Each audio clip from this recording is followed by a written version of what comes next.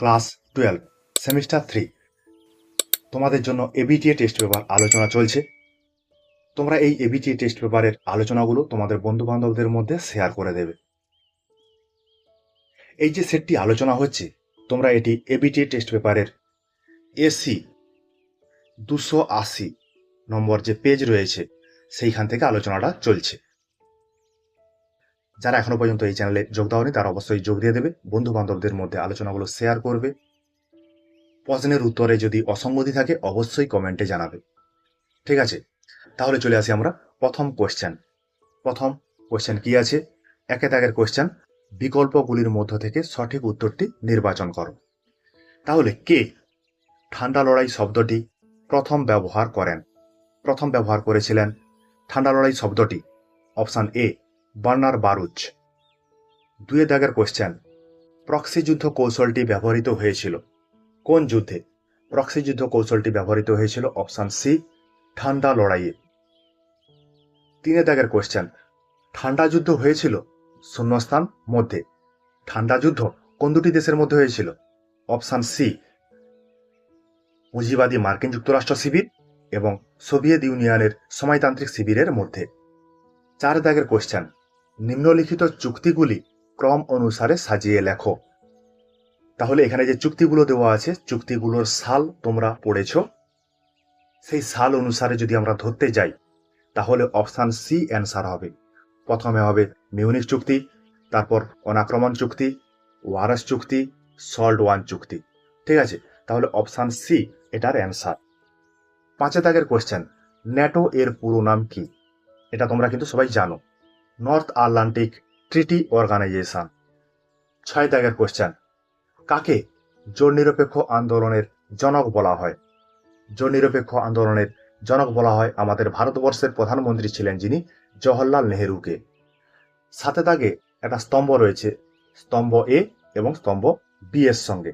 ঠিক আছে, এইখানে যতদূর সম্ভব এটা হবে ন্যাটোর প্রতিষ্ঠা হয়েছিল কত সালে। ঠিক আছে, এটা প্রিন্টিং এ মিস্টেক করে গেছে। তাহলে আমরা যদি ন্যাটোর প্রতিষ্ঠা হিসাবে ধরি তাহলে কিন্তু হবে 1949 সাল, যেটা আছে সি এর দাগে। সোভিয়েত ইউনিয়নের পতন যদি ধরা হয় তাহলে সেটা হবে 1991, সেটা আছে ডি দাগে। ঠিক আছে, তাহলে 1C 2D কোন অপশানে আছে দেখি। দেখো 1C 2D আর কিন্তু কোথাও নেই, সেই জন্য অপশান এ এটার অ্যান্সার হবে। তোমরা কিন্তু মিলিয়ে দেখবে। 8 দাগের কোশ্চেন, সল্ট ওয়ান স্বাক্ষরিত হয়েছিল কত সালে? অপশান এ 1972 খ্রিস্টাব্দে। পরের কোশ্চেন, সম্মিলিত জাতিপুঞ্জের মূল উদ্দেশ্য হলো? সম্মিলিত জাতিপুঞ্জের মূল উদ্দেশ্য কি? অপশান ডি আন্তর্জাতিক শান্তি ও নিরাপত্তা রক্ষা করা। এটাই কিন্তু সম্মিলিত জাতিপুঞ্জের মূল উদ্দেশ্য। 10 কোশ্চেন, ইউএনও প্রতিষ্ঠা হয়েছিল বা সম্মিলিত জাতিপুঞ্জ প্রতিষ্ঠা হয়েছিল কত সালে? অপশান ডি 1945 খ্রিস্টাব্দে। 11 দাগের কোশ্চেন, নিরাপত্তা পরিষদের স্থায়ী সদস্য সংখ্যা হলো? স্থায়ী, তাহলে অপশান এ 5টি স্থায়ী সদস্য রাষ্ট্র রয়েছে নিরাপত্তা পরিষদের। 12 দাগের কোশ্চেন, সম্মিলিত জাতিপুঞ্জের সংবিধানকে বলা হয়? সম্মিলিত জাতিপুঞ্জের সংবিধানকে বলা হয় অপশান সি সনদ। 13 দাগের কোশ্চেন, হু এর সদর দপ্তর বা হেডকোয়ার্টার কোথায় অবস্থিত? অপশান বি জেনেভাতে অবস্থিত। 14 দাগের কোশ্চেন, সম্মিলিত জাতিপুঞ্জের মহাসচিবদের নাম ক্রম অনুসারে সাজিয়ে লেখো। তাহলে আমরা প্রথমেই জানি যে ট্রিগভিলি সম্মিলিত জাতিপুঞ্জের প্রথম মহাসচিব ছিলেন এবং শেষ মহাসচিব মানে এখনো পর্যন্ত যিনি মহাসচিব রয়েছেন তিনি কিন্তু অ্যান্টোনিও গুটারেস। তাহলে শেষ মানে বর্তমান পর্যন্ত অ্যান্টোনিও গুটারেস এবং প্রথম ছিলেন টিকভিলি। তাহলে অপশান বি কিন্তু অ্যান্সার। এভাবেও কিন্তু অ্যান্সার করা যায়। ঠিক আছে, তাহলে অপশান বি এটার অ্যান্সার। পরের কোশ্চেনে চলে আসি। 15 দাগের কোশ্চেন, নিচের সঠিক জোড়াটি নির্বাচন করো। স্তম্ভ এ এবং স্তম্ভ বি। ঠিক আছে, প্রথমে আছে জাতিপুঞ্জ দিবস। জাতিপুঞ্জ দিবস কবে? 24শে অক্টোবর। সাধারণ সভার সদস্য সংখ্যা কত? 193। নিরাপত্তা পরিষদের স্থায়ী সদস্য সংখ্যা কত? 5। এবার আমরা দেখি আমাদের অ্যান্সারটা কোনটা হতে পারে। 1B 2A। তাহলে দেখো 1B 2A, এখানেও রয়েছে 1B 2A। তিনটা দেখি, নিরাপত্তা পরিষদের স্থায়ী সদস্য সংখ্যা 5 জন, তাহলে 3D। এখানেও 3D রয়েছে, এখানেও 3D রয়েছে। এরপরে আমরা আন্তর্জাতিক আদালতের সদর দপ্তর দেখব। এটা কোথায় রয়েছে? Hague, Netherland. তাহলে 5C, 5C কোথায় রয়েছে? 5C কিন্তু এখানে নেই, 5C এখানে রয়েছে। তাহলে অপশান ডি এটার অ্যান্সার হবে। এটা কিন্তু আমাদেরকে অনেকটাই পরিশ্রম করতে হলো কিন্তু, ঠিক আছে? তাহলে তোমরা যদি নিচের দিক থেকে দেখতে, তাহলে কিন্তু এই দুটোর মধ্যে হতো, এখানে কিন্তু আবার আমাদের ঘুরে আসতে হতো। মানে এখানে অনেকটাই পরিশ্রম করতে হবে এই স্তম্ভটির অ্যান্সার করার জন্য। 16 দাগের কোয়েশ্চেন, নিচের অনুচ্ছেদটি পড়ো এবং উত্তর দাও। আমরা এই অধিবেশনটি একটি ভয়াবহ মাইল ফলক ভেবে শুরু করছি। জাতিপুঞ্জের সনদ লঙ্ঘন করে ইউক্রেনে রাশিয়ার আক্রমণের তৃতীয় বর্ষকি। 12,600 জনেরও বেশি বেসামরিক নাগরিক নিহত হয়, আহত হয় অনেক বেশি। পুরো সম্প্রদায় ধ্বংসস্তূপে পরিণত, হাসপাতাল, স্কুল ধ্বংস করা হয়েছে। এই সংঘাতের অবসান ঘটাতে জাতিপুঞ্জের সনদ, আন্তর্জাতিক আইন এবং সাধারণ সভার প্রস্তাব অনুসারে একটি ন্যায়সঙ্গত ও স্থায়ী শান্তি অর্জনের জন্য আমাদের অবশ্যই কোনো প্রচেষ্টা ছাড়া যাবে না, বলেছেন জাতিপুঞ্জের মহাসচিব। তাহলে এটা ভেবে রাখবে, মানে ছোট্ট একটা কথা, রাশিয়া ইউক্রেনের যুদ্ধ কত সালে হয়েছিল? ইউক্রেন রাশিয়ার যুদ্ধ যখন হয়েছিল তখন মহাসচিব কে ছিলেন? ইউক্রেন রাশিয়ার যুদ্ধের সময় মহাসচিব ছিলেন অ্যান্টোনিও গুটারেস। মানে অপশান এ এটা কিন্তু অ্যান্সার। এইভাবে ধরতে হবে। আমি পুরোটা পড়লাম, পড়ে কিছু বুঝতে পারলাম না, এটা কিন্তু যাতে না হয়, ঠিক আছে? 17 দাগের কোয়েশ্চেন, সল্ট ওয়ান স্বাক্ষরিত হয়েছিল কোন দুটি দেশের মধ্যে? সল্ট ওয়ান স্বাক্ষরিত হয়েছিল অপশান ডি, আমেরিকা এবং রাশিয়ার মধ্যে। 18 দাগের কোয়েশ্চেন, বিশ্ব পরিবেশ দিবস পালিত হয়? অপশান বি, 5ই জুন। পরের কোয়েশ্চেন 19 দাগ, বিশ্ব নিরাপত্তার ধারণা উদ্ভূত হয়েছিল? বিশ্ব নিরাপত্তার ধারণা উদ্ভূত হয়েছিল অপশান বি, 1991 সালে, সোভিয়েত ইউনিয়নের ঠিক পতনের পরেই। 20 দাগের কোয়েশ্চেন, অস্ত্র নিয়ন্ত্রণ চুক্তি এর মানেটা কি বা বিষয়টা কি? অপশান বি, দেশগুলোর মধ্যে অস্ত্র অর্জন নিয়ন্ত্রণ করা। এটাই কিন্তু অস্ত্র নিয়ন্ত্রণ চুক্তির মূল উদ্দেশ্য। Option B answer.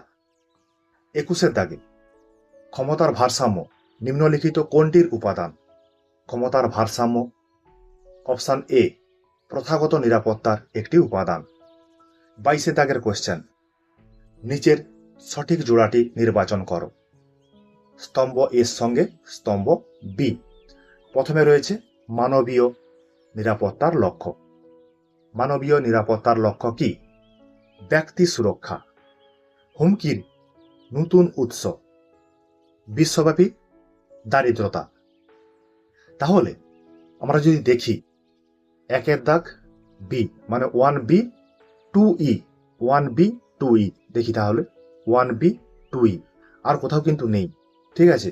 তাহলে এটাই অ্যান্সার হবে, অপশান এ এই স্তম্ভটির অ্যান্সার।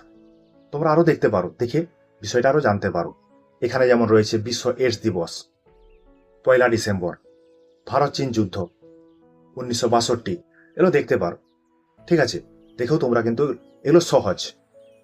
পরে রয়েছে 23 দাগের কোশ্চেন, ঘটনা ক্রম অনুযায়ী ক্রম নির্ণয় করো। মানে পরপর ঘটনাগুলো দেওয়া আছে, সেখানে বিকল্পগুলো দেওয়া আছে, এটার অ্যান্সার কোনটা হবে সেটা আমাদের দেখে নিতে হবে। 1 দাগে আছে ভারতের প্রথম পরমাণু পরীক্ষা।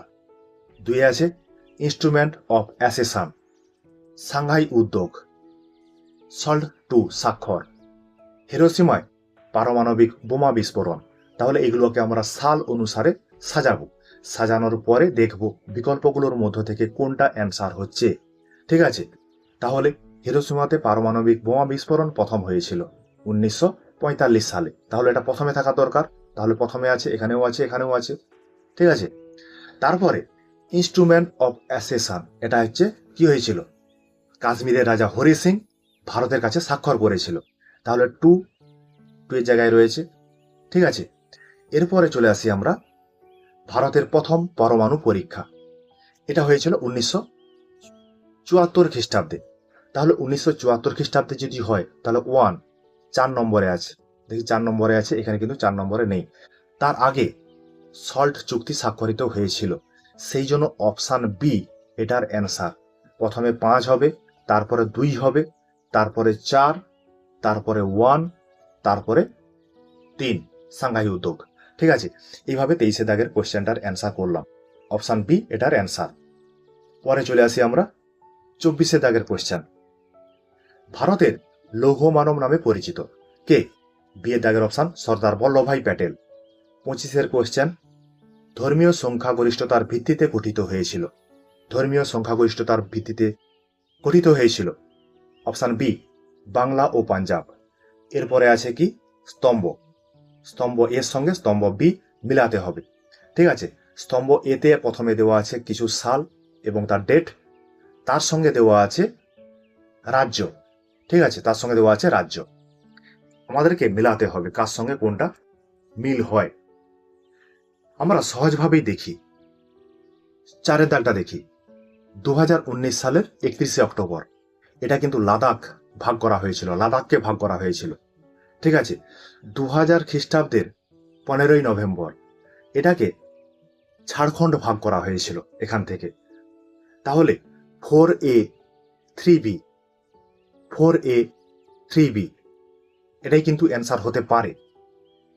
হ্যাঁ, এটাই অ্যান্সার 4A 3B।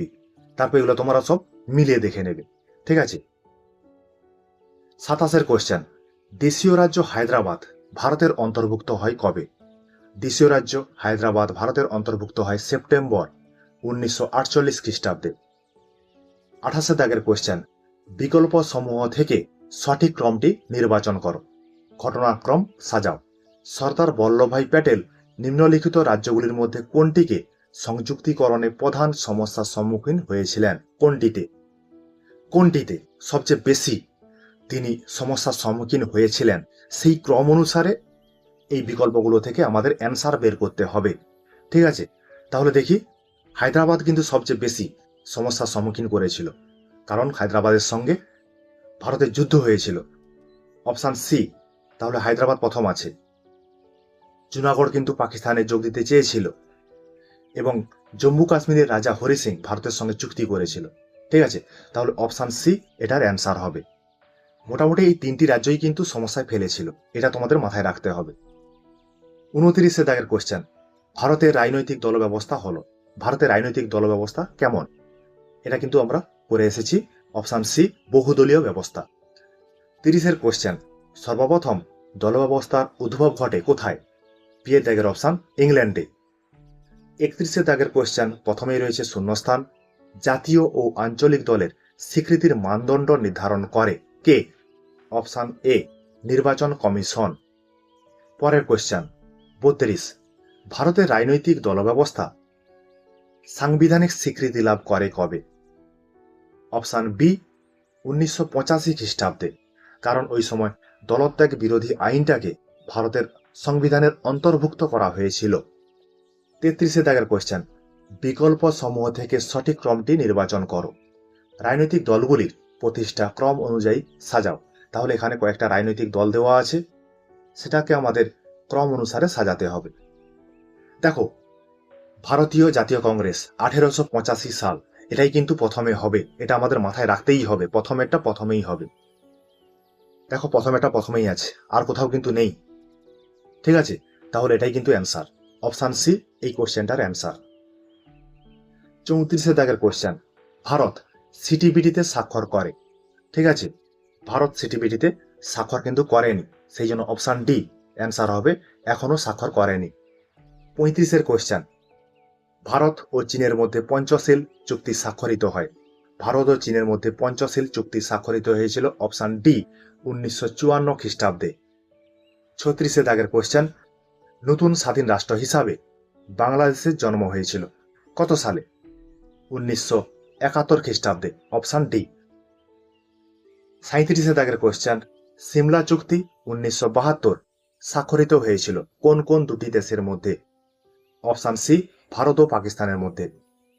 দেখো 38 দাগের কোয়েশ্চেনটা, 123 চুক্তি 2005 স্বাক্ষরিত হয়েছিল ভারতের সঙ্গে কোন দেশের? অপশান বি, আমেরিকা যুক্তরাষ্ট্রের। দেখবে এখানে 2005 সাল লেখা রয়েছে, অনেক সময় দেখবে অপশানে 2005 সাল থাকে না, 2007 সাল থাকে, 2008 সাল থাকে, ঠিক আছে? সেইভাবেই কিন্তু তোমরা অ্যান্সারটা দেবে। 39 দাগের কোয়েশ্চেন, ভারত সর্বপ্রথম পারমাণবিক বিস্ফোরণ ঘটায় কত সালে? অপশান বি, 1974 খ্রিস্টাব্দে। পরে 40 দাগের কোয়েশ্চেন, আমাদের এই সেটের শেষ কোয়েশ্চেন, বিকল্পগুলির মধ্য থেকে সঠিক ক্রমটি নির্বাচন করো, কাল অনুক্রমে সাজাও। তাহলে এখানে কয়েকটা বিষয় দেওয়া আছে, বিষয়গুলো কি কি? একের দাগে আছে অপারেশন গ্ল্যান্ডসাম, অপারেশন গুলমার্গ, কার্গিল যুদ্ধ, বাংলাদেশের আত্মপ্রকাশ। তাহলে কার্গিল যুদ্ধের অনেক আগে কিন্তু বাংলাদেশের আত্মপ্রকাশ হয়েছিল, ঠিক আছে? তাহলে আমাদেরকে সালগুলো জানতে হবে, তোমরা সালগুলো অবশ্যই পড়েছো।